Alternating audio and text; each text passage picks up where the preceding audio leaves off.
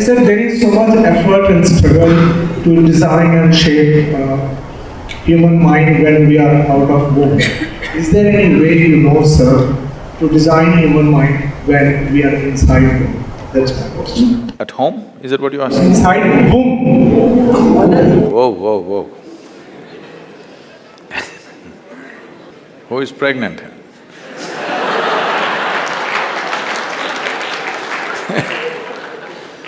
If you do not know this, maybe in northern part of the country it's largely almost gone totally. In south it's still little alive in the villages, but there also it's wiped out quite a bit.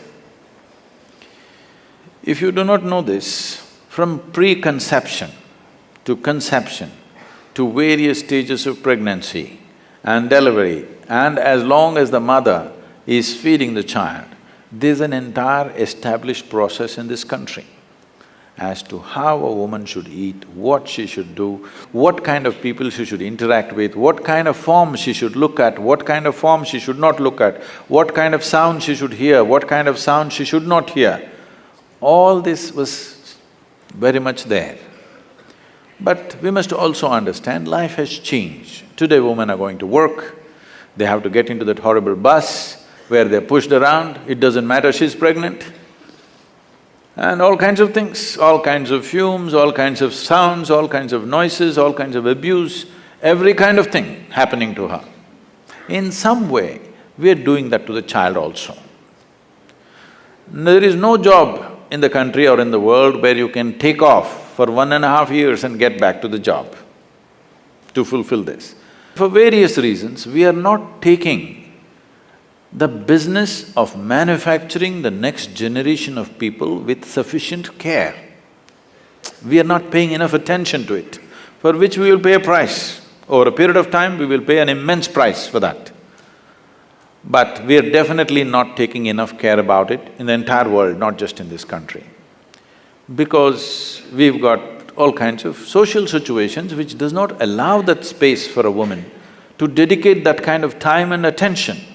See, being pregnant is not just about reproduction. We're literally manufacturing the next generation of people, isn't it?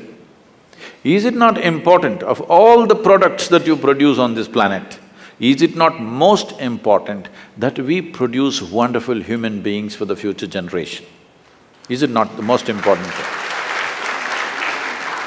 But we have created a social situation and an economic situation where there is no such possibility to take care of these things.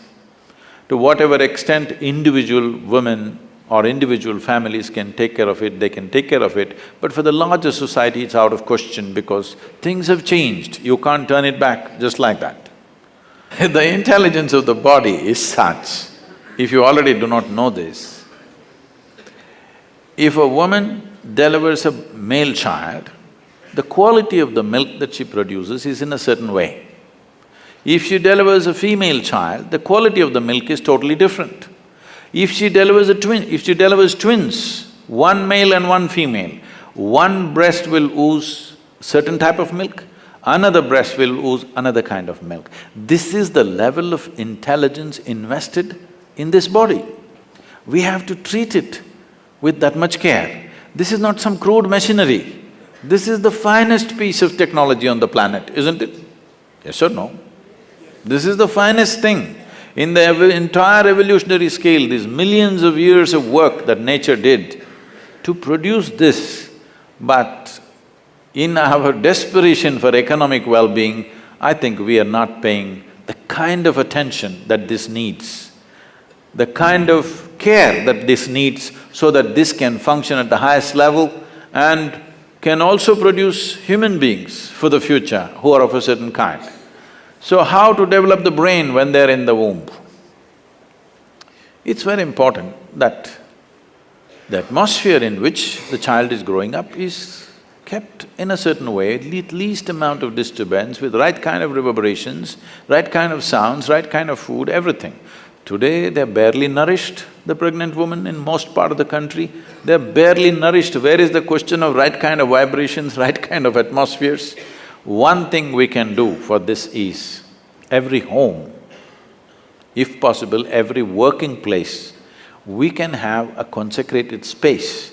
Today, slowly they're coming up with instruments which can measure the reverberations of certain objects. We can create consecrated spaces, or we can create consecrated objects, which at least at that time she can carry upon her body, so that kind of, to some extent, it's not the best solution, to some extent it neutralizes the outside impact to whatever extent possible.